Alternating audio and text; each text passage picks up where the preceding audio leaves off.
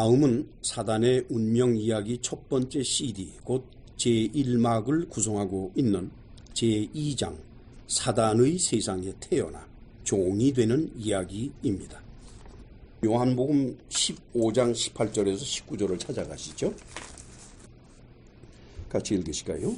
세상이 너희를 미워하면 너희보다 먼저 나를 미워한 줄 알라. 너희가 세상에 속하였으면 세상이 자기의 것을 사랑할 것이다. 너희는 세상에 속한 자가 아니요 도리어 세상에서 나의 택함을 입은 자인 거로 세상이 너희를 미워하느니라. 여기에서 세상이라는 게 무엇일까? 일반적으로 우리가 언어적으로 또 습관적으로 사용하는 세상이라 그러면은 그냥 이 세상이죠. 그렇죠? 우리가 살고 있는 세상들. 그 사람들이 우리가 그리스도인이기 때문에 우리를 미워합니까? 다른 이유 없이. 아니에요. 잘 지내요, 우리. 그런데 왜 세상이 우리를 미워한다 그러냐? 해석을 제가 못한 거예요. 그래서 요한복음을 강해할 때 이 세상을 제가 뭐라고 설명을 했는 거니, 이 세상 코스모스라고 하는 거는 질서의 세계를 말한다. 즉 그 헬라어 원어의 뜻이 코스모스는 질서의 세계라는 뜻이에요. 자, 그러면 질서의 세계는 어디겠느냐? 율법이 있는 유다 나라. 그렇죠? 율법에 의해서 통제되고 움직이는 유다 백성들. 그들이 질서의 세계이고 따라서 그들이 세상이다. 세상이 너희를 미워하면, 즉 유대인이 너희를 미워하면, 그러니까 앞뒤가 딱 맞아요. 그렇죠? 그래서 저는 그 정도로 설명을 하고 끝을 냈어요. 그런데 그게 아니라는 거예요. 지난주에 설교를 통해서 세상이 유대인의 세계가 아니라 다른 것이었구나. 제가 논하드린 자료가 있죠. 거기에 보면은 말이죠. 19절 말씀에 뭐라고 그러는 거니? 너희가 세상에 속하였음. 그래서 우리나라 말 번역에서는 속했다고 번역을 했죠.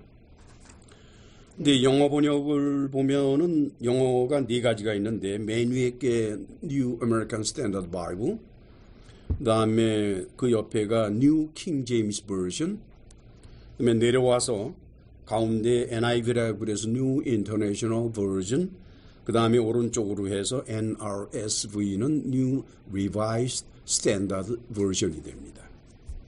그게요, 어떻게 번역이 되어 있는 거니까 New American Standard Bible하고 New King James Version에서는 if you were of the world에서 belong이라는 말을 쓰질 않고 of라는 소유격을 썼어요. 그런데 그 아래 NIV하고 NRSV 두 가지는 그것을 belong으로 했습니다. belong으로 번역을 했어요. 속했다고. 여러분, belong, 속했다는 것과 of, 무엇의라는 것의 차이점을 혹시 아시는지 모르겠는데, 속했다라고 하는 것은 한 그룹에 있기는 있는데 인디비주얼이에요. 개별적인 거예요. 그 개별적인 사람이 한 단체에 속했으면은 그게 belong to입니다. 그러니까 케미칼리 하나가 아니에요. 근데 of라고 하는 것은 오리진을 말해요. 어디로부터 라는 의미를 갖게 돼요. 그러니까 무엇의가 소유격이 되니까 그때는 개별적으로라는 개념보다는 오히려 섞여 있는 개념이 많습니다. 케미칼리 이렇게 돼요. 보통 운동선수들이 그 운동을 하고 단체적으로 운동을 할 때 운동선수들 간의 그 유기적인 관계에 의해서 잘 협조가 되고 잘 게임이 풀어지면은 뭐라고 말하는 거니? 케미스트리가 좋다고 그래요. 케미스트리. 무슨 말씀인지 아시죠? 한편 그 위에 of the world라고 한 그것을 보면은 맨 위에 헬라어로 되어 있습니다. ekto, cosmo, ok, este 이렇게 되어 있어요. 여기 este는 is예요. ok는 아니다, no. 그다음에 다시 왼쪽으로 와서 cosmo, to, cosmo 그러면은 cosmos 세상인데 그것의 소유격이 되고 ek는 이게 바로 의라는 건데 이것을 우리말 번역하고 NIV, NRSV에서는 belong to, 속했다라고 번역을 했고 New King James Version, American Standard Bible 거기서는 ek를 의라고, 즉 오리진이에요. 오리진. 너희의 오리진이 세상이라면 이렇게 되는 겁니다. 자, 그러면 말이죠. 제가 그 원문 뜻 그대로 번역을 하면 다음과 같습니다. 만약 너희의 원천이 세상 것이었으면 세상이 자기의 것을 사랑하였겠지만, 만약 너희의 원천이, 그러니까 너희의 오리진이 세상 것이라면은 세상이 자기의 것이기 때문에 너희를 사랑했을 것이다. 이렇게 되는 겁니다. 그러나 너희의 원천이 세상 것이 아니라 내가 너희를 세상 안에서 choose out 했기 때문에, 선택을 했기 때문에 세상이 너희를 미워하는 것이다. 왜? 너희가 떠나버렸으니까. 떠나버리면서 그 원천이 바뀌어버렸거든요. 따라서 이 세상은 우리가 보통 말하는 세상이 아닙니다. 이 세상은 인격이에요. 따라서 이 세상이라고 일컬어지는 존재는 바로 마귀가 되는 겁니다. 너희의 원천이 마귀의 것이었으면 마귀가 자기의 것을 사랑하였겠지만, 그런 너희 원천이 마귀의 것이 아니라 내가 너희를 세상 안에서 추수아웃 했기 때문에 마귀가 너희를 미워한다. 이렇게 되는 겁니다. 무슨 말씀인지 아시죠? 이렇게 인격체가 되어야 된다는 거예요. 자, 이러한 상태, 즉 예수께서 이렇게 말씀하신 이러한 상태에 대해서 바울은 어떻게 해석을 하고 있을까? 로마서 6장 16절로 18절을 찾아갑니다. 같이 읽으실까요? 너희 자신을 종으로 들여 누구에게 순종하든지 그 순종함을 받는 자의 종이 되는 줄을 너희가 알지 못하느냐? 혹은 죄의 종으로 사망에 이르고 혹은 순종의 종으로 의에 이르느니라. 하나님께 감사하리로다. 너희가 본래 죄의 종이더니 너희에게 전하여 준 바 교훈의 본을 마음으로 순종하여 죄에게서 해방되어 의에게 종이 되었느니라. 그렇죠? 여기 뭐라고 그러는 거니까 너희 자신을 종으로 들어 누구에게 순종. 여기서 누구라는 거는 인격을 말하는 거죠. 존재. 그렇죠? 그 순종함을 받는 자라 그랬어요. 그것도 인격이죠. 사람이죠. 사람이든지 뭐 천사든지 뭐든지 어쨌든 하여간 그렇다는 거예요. 그런데 그 다음에 뭐라고 말하는 거니? 혹은 죄의 종으로. 그래서 그 다음에는 죄라는 건 인격이 아니죠. 그 앞에서는 어떤 인격체의 종이 된다라고 그러고 나서는 느닷없이 바울은 그 인격체를 죄라고 말했습니다. 그런데 17절 보니까 하나님께 감사하리. 너희가 본래 죄의 종이더니 너희에게 전하여 준 바 교훈의 본을 마음으로 순종해서 죄에게서 해방되어 의에게 종이 되었다. 죄는 누군고니? 사단입니다. 마귀. 너희가 원래 마귀의 종이더니 너희에게 전하여 준 바 교훈의 본을 마음으로 순종해서 복음을 받아들여서 죄에게서, 즉 마귀에게서 해방돼서 의에게 종이. 의는 누구죠? 하나님이죠. 그러니까 하나님의 종이 되었다고 하는 겁니다. 무슨 말씀인지 아시겠죠? 전에는 이거를 그냥 상징적으로만 해석을 해서 전했어요. 마치 저 사람은 돈의 종이야 이렇게 말하듯이 죄의 종도 있지 않습니까? 죄를 자꾸 지으면 죄의 종이죠. 이렇게 전에는 해석을 했어요. 그런데 우리가 순종하는, 그리고 우리가 종이 될 수밖에 없는 섬기는 존재가 있다라고 하는 거예요. 대상이. 그게 누구냐? 마귀요 곧 사단이라는 거죠.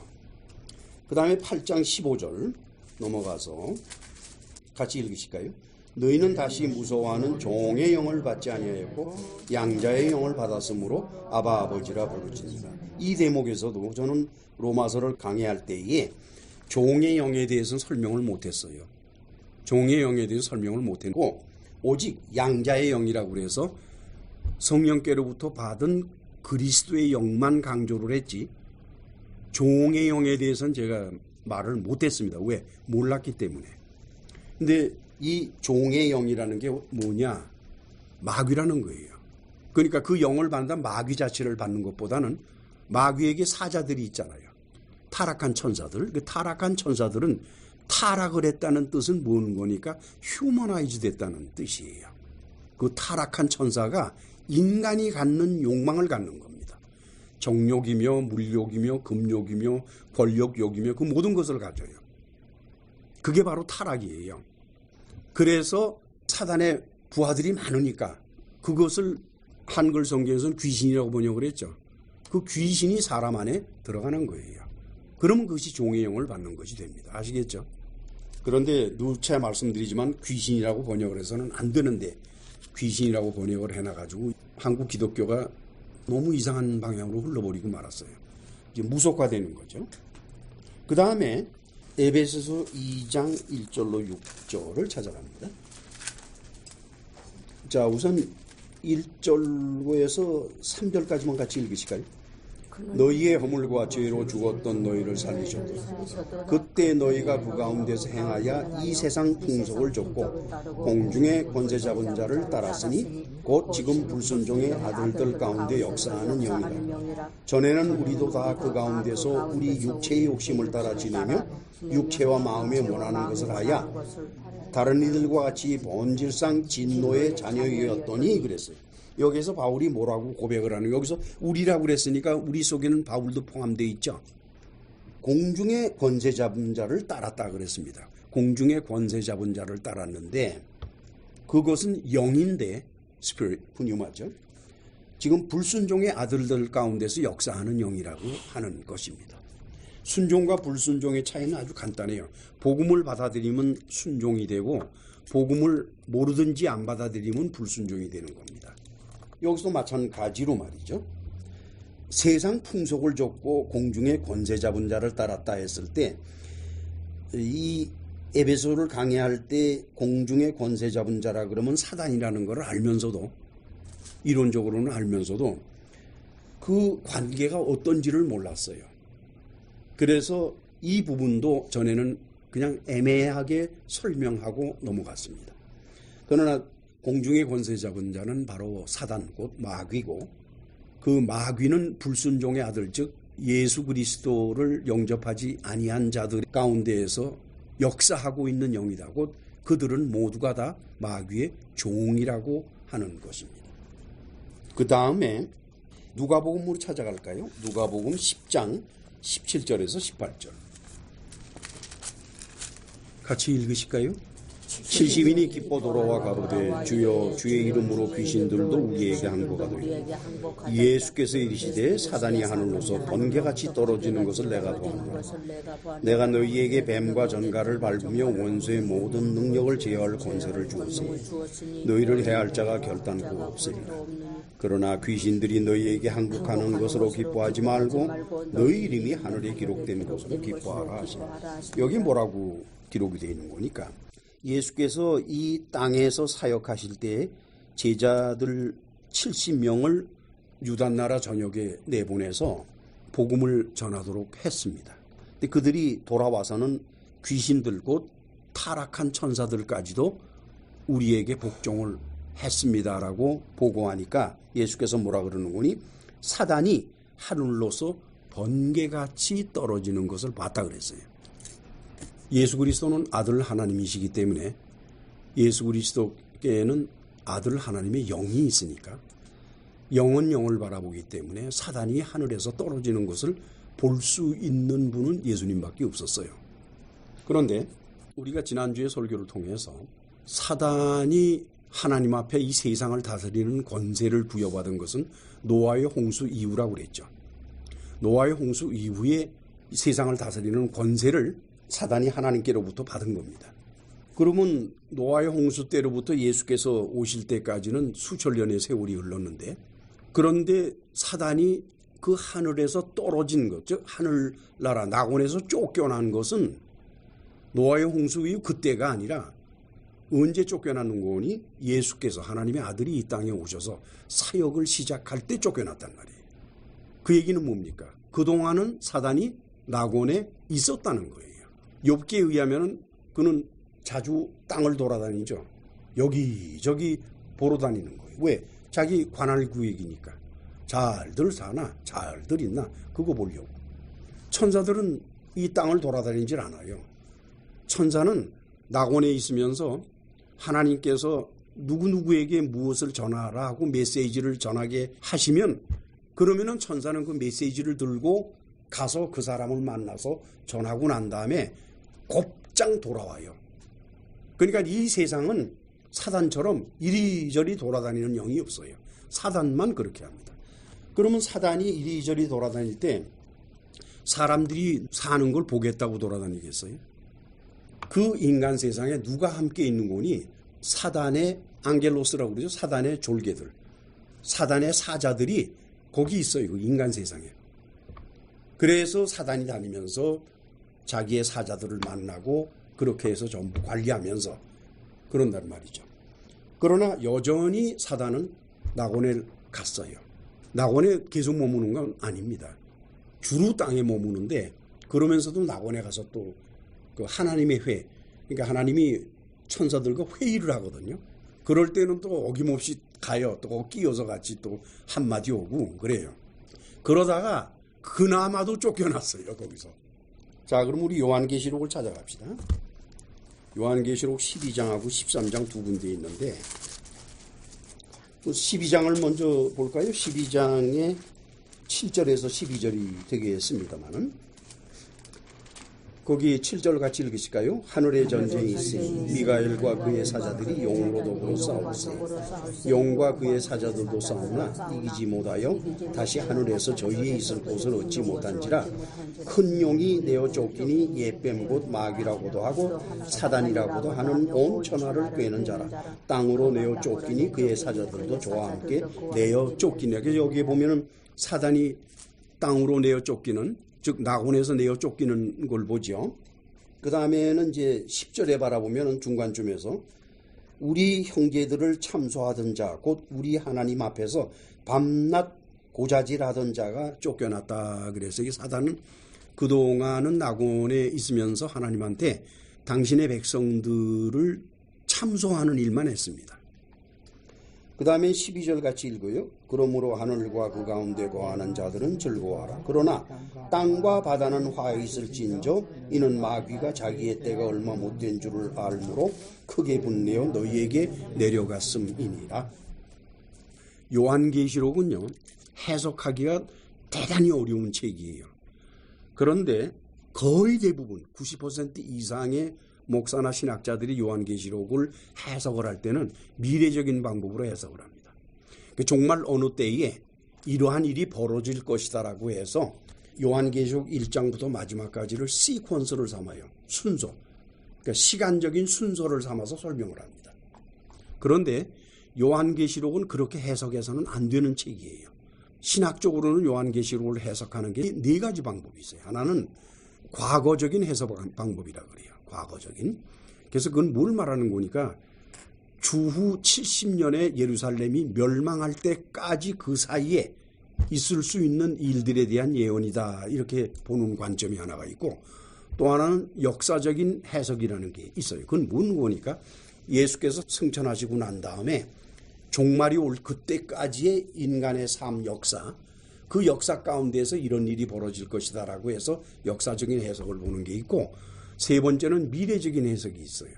그 미래적인 해석이라고 하는 거는 마지막 종말 때, 그때 벌어지는 일. 그래서 미래적인 해석이라고 말을 합니다. 그리고 마지막 네 번째가 영적인 해석이라고 그러는데 일반적으로 영적인 해석이라는 것은 좀 막연한 뜻을 갖는다는 뜻입니다. 다시 말하면은 상징적인 해석이다라는 게 있어요. 상징적인 해석은 굴곡이 아주 심해요. 해석하는 사람의 견해에 따라서 오르락내리락 막 한다. 제가 했던 요한계시록 강해의 설교는 이 네 가지 방법이 다 들어가 있는 설교입니다. 그래서 그 설교는 설교라기보다는 신학적인 설명이에요. 그런데 저는 항상 이 요한계시록을 읽고 또 연구할 때마다 느끼는 게 여기에 시간 개념을 집어넣어서는 안 된다는 거예요. 안 된다는 거. 이거는 어떤 사건을 설명할 때 사용할 수 있는 것이지 시간적인 개념은 아니라는 거예요. 따라서 여기에서 우리가 살펴볼 수 있는 것은 몇몇 가지 사건만 보면 됩니다. 하늘에서 쫓겨난 그 사건. 여기에서 어떻게 쫓겨났나 그랬더니 하늘에서 전쟁이 있어가지고서 쫓겨났다는 겁니다. 그러니까 사단이 그냥 쫓겨난 것이 아니라 전쟁이 벌어졌다는 거예요. 그 다음에는 이제 다니엘서 10장 10절로 14절에 보면은 또 이런 말씀이 기록되어 있죠. 다니엘서 10장 10절로 14절. 다니엘이 지금 기도하고 있는 중이에요. 하나님께서 인간에게 메시지를 전하려 하실 때에는 가브리엘 천사를 보내십니다. 왠고니 가브리엘 천사는 메시지를 전하는 그런 천사이기 때문에. 그래서 이제 다니엘도로 그럽니다. 12절 보니까 그가 내게 이르되 다니엘아 두려워하지 말라. 네가 깨달으려 하여 네 하나님 앞에 스스로 겸비케 하기로 결심하던 첫날부터 네 말이 들으신 바 되었으므로 내가 네 말로 인하여 왔느니라. 그랬죠? 그래서 13절 같이 읽어요. 그런데 바사국군이 21일 동안 나를 막았으므로 내가 거기 바사국 왕들과 함께 머물러 있더니 군장 중 하나 미가엘이 와서 나를 도와주므로. 여기에서 가브리엘 천사가 지금 다니엘한테 왔잖아요. 근데 가브리엘 천사가 다니엘한테 오는 길에 바사국군한테 걸려가지고 움직이질 못했다 그랬어요. 그런데 군장 미가엘은 싸우는 천사입니다. 그 천사들마다 그 직분이 달라요. 미가엘은 싸우는 천사이기 때문에 미가엘이 와가지고서 가브리엘을 도와주어서 바사국군들로부터 자유롭게 해줬기 때문에 와가지고서 다니엘에게 지금 하나님의 말씀을 전할 수 있게 된 거죠. 그때 여기 뭐라고 그러는 거니? 바사국 왕들과 함께 있었다 그랬어요. 여러분 바사국의 왕이 몇입니까? 하나잖아요. 근데 왜 여기서 바사국의 왕들이라고 복수를 썼을까요? 그 다음에는 바사국군인데 바사국군이 뭐길래 천사를 막습니까? 사람이 뭐길래? 무슨 말씀인지 아시죠? 그렇다면 여기서 바사국군이 바사국 왕들 하는 것은 바로 사단의 사자들을 말하는 겁니다. 사단의 사자들이 영이니까 가브리엘 천사를 막은 거예요. 무슨 말씀인지 아시죠? 이건 역시 예전에는 제가 해석을 못했었는데 지난주 설교를 통해서 깨달음을 얻으면서 이것도 해석을 할 수 있게 되었죠.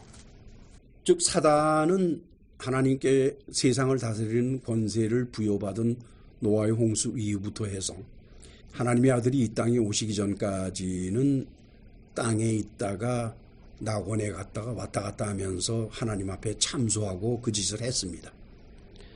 그러다가 예수께서 사역을 곧 하나님의 아들이 사역을 시작하는 그 즈음에 그 참소가 아마 심했던 것 같아요. 하나님의 아들에 대한 참소까지.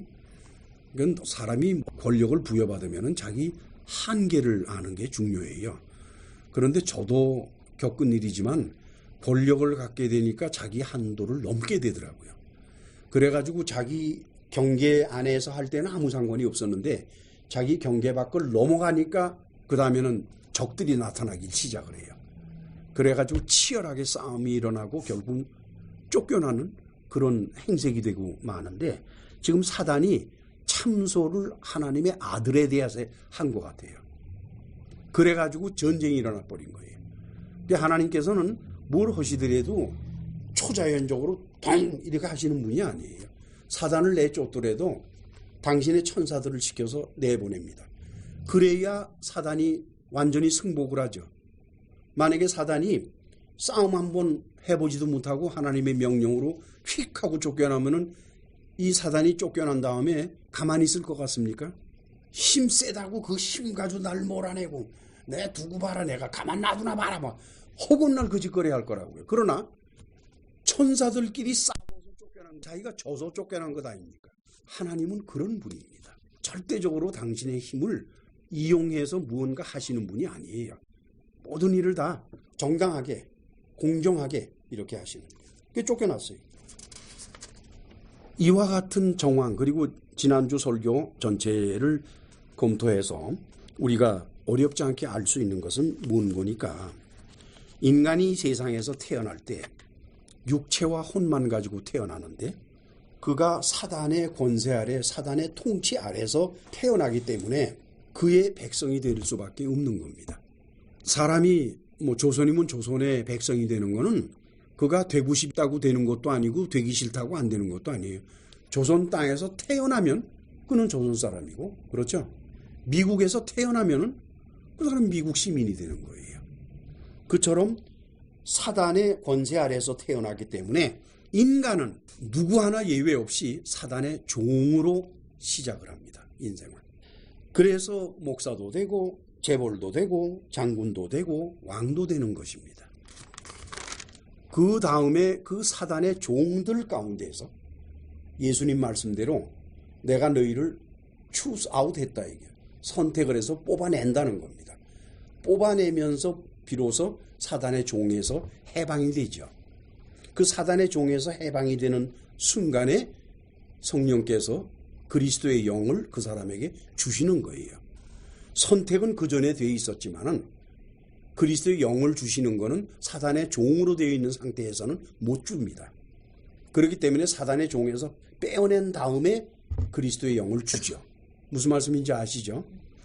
그런데 문제가 되는 것은요, 세상 곧 사단의 권세 아래에서 분리가 돼가지고 의의 종 곧 하나님의 종이 되는 과정, 그리고 되고 난 후에도 사단은 가만 놔두질 않습니다. 굉장히 공격을 해요. 저는 그것이 무엇인지를 제 지난 과거를 통해서 아주 잘 알고 있어요. 그의 권세에서 빠져나오는 6년 동안 저는 말할 수 없는 어려움을 겪었습니다. 여러 번 돌아가려고 그랬어요. 여러 번. 그러니까 교회 성장에 관한 건데, 교회 성장을 다시 시작하려고 여러 번 돌아가려고 그랬는데 그 고통이라는 게 말도 못해요. 그 다음에는 어느 정도 선에서 벗어난 다음에는 그냥 손을 놔두고 프리하게 해줄 줄 알았더니 그게 아니에요. 팔다리를 다 잘라버려요. 그러니까 몇 번씩 지난 15년 동안 하나님의 종으로 살았다고 생각하는 지난 15년 동안에 제가 몇 번이나 설교를 다른 방향으로 돌아가려고 애를 썼는지 모릅니다. 왜? 철치 비즈니스가 안 되니까. 그것이 바로 사단의 공격이에요. 끊임없이 공격을 해요. 그래서 그 모든 공격이 왔음에도 초지일관에서 여기까지 오는 동안 상처투성이고 손, 팔, 다리 뭐 다 끊어졌지만은 그래도 입은 살아남아 있으니까 입 가지고 설교오지 손 가지고 옵니까? 무슨 말씀인지 아시죠? 목사나 신부에게는 그 사단의 공격이 더 심하게 작용을 하죠.